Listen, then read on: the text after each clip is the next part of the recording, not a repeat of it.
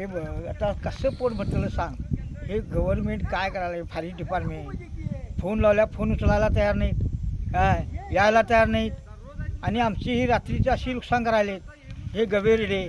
काय आम्हाला इथे जीवन जगणं कठीण आहे. डुक्कर बघल्या डुक्कर तसे उसात शेंगा ह्या घातलेल्या आहेत, शेंगा खायलेत. आता आम्ही नाचना केलेला नाचना खायलेत. आम्ही काय कसं जगावं ह्याच्यात. भात तर काहीच ठेवले नाहीत. 3 महिने झाले आता आम्ही इथं राबायलो. आमच्या पदार्थ एका रात्रीचं जेवढं खाऊन गेले सगळं. उद्या आम्ही पोट कसं भरू. पोट भरणं फार कठीण आहे. आणि फॉरेस्ट ह्याला गार्डाला जर फोन लावलं तर तो स्विचऑफ करून ठेवतो आहे, तो उचलत नाही. आम्हाला तो स्विचऑफ दाखवतो आहे. आणि पहिला बोलतो आहे वॉचमॅनाकडनं फोन लावला तर तो वॉचमॅनाकडनं बोलतो आहे आणि आमच्या रैताकडनं तो बोलत नाही. मग रैतिक आम्ही काय रडायचं का मरायचं काय झालं तेच काय कळेना.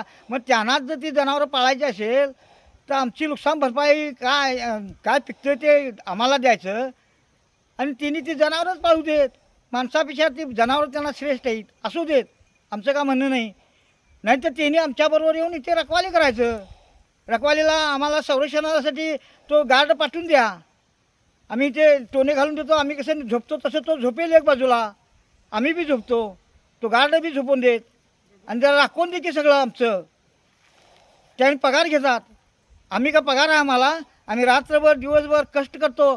आमचे रट्टेले मोडून आज राबवून आमची पोरं बळाचं भिकेचं तरी पडलेली आहे. पोटाला अन्नाला नाही म्हटलं आम्हाला, अन्न नाही आम्हाला.